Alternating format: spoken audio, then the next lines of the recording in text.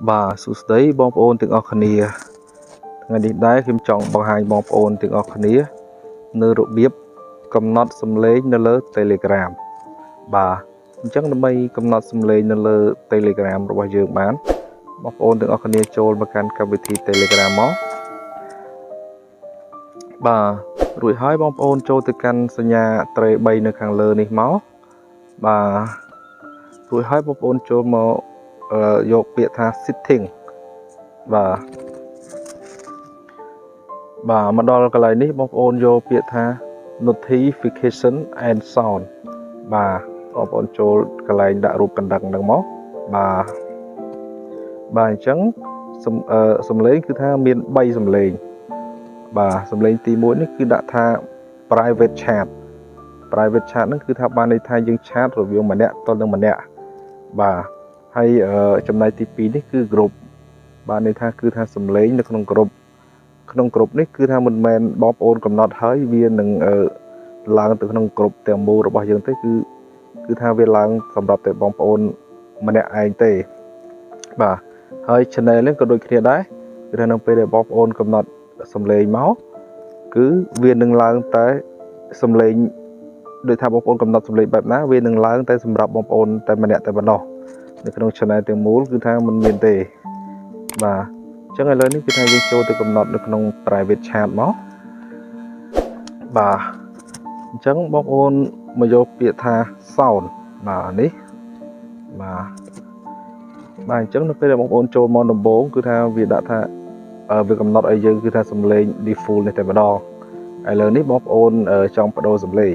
អញ្ចឹងបងប្អូនស្ដាប់សំឡេងផ្សេងមកបាទនេះគឺអញ្ចេះបាទ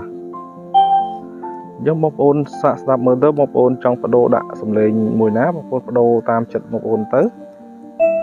បាទហើយចំណែកអាលើគេនេះដាក់ថា no sound នេះគឺថាមិនមានសំឡេងអ្វីទេគឺថាបិទទាំងអស់បិទបានន័យថាគេឆាតចូលមកគឺថាមិនមានលោតសំឡេងទេបាទអញ្ចឹងបើសិនជាបងប្អូនមិនចង់ដាក់សំឡេងបងប្អូនយកកន្លែង no sound ហ្នឹងមកបាទឥឡូវនេះខ្ញុំនឹងកំណត់សំឡេងមួយនេះចុះបាទរួចហើយបងប្អូនបែកថយទៅក្រោយមកបាទបែកមួយទៀតមកអញ្ចឹងចំណុចទី2នេះគឺ group អញ្ចឹងបងប្អូនអាចទៅកំណត់សំឡេងនៅក្នុង group នៅពេលដែលសមាជិកនៅក្នុង group ឆាតចូលមក group មកបងប្អូនអាចកំណត់សំឡេងដែលវាលោតចូលមកនឹងបាន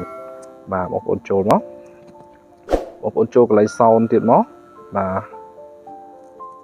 បាទហើយបងប្អូនស្ដាប់មកបាទស្ដាប់មកចង់ដាក់មួយណាបា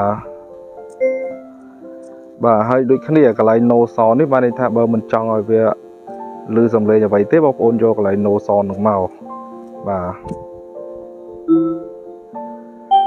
ទឥឡូវនេះគឺថាខ្ញុំយកមួយនេះយកសំឡេងមួយនេះបាទរួចហើយយើងបែកថយទៅក្រោយទៀតបាទបែកទៀតមកបាទត្រង់ចំណុចទី3នេះគឺ channel នេះគឺថាបងប្អូនកំណត់សំឡេងនៅពេលដែលមាននរណាម្នាក់ផ្ញើអ្វីចូលក្នុង channel គឺថាវានឹងឡើងសំឡេងឲ្យយើងបានឮបាទអញ្ចឹងបងប្អូនកំណត់មកបងប្អូនចូលកន្លែង sound នេះដដែលមកបាទចូលមករួចហើយបងប្អូនកំណត់មកបាទឥឡូវនេះគឺថាខ្ញុំនឹងយកចំណុចមួយនេះតែម្ដងសំឡេងនេះតែម្ដងបាទហើយដូចគ្នាបើសិនជាបងប្អូនមិនចង់ដាក់សំឡេងទេបងប្អូនអាចដាក់ no sound នេះមកបាទអញ្ចឹងគឺថាវានឹងមិនមានឮសំឡេងអ្វីទេបាទរួចហើយបងប្អូនបែកថយទៅក្រោយវិញមកថាការកំណត់សំឡេងគឺថាវាងាយទេបងប្អូនបាទបងប្អូនអាចកំណត់សំឡេងបានដោយងាយស្រួលបាទ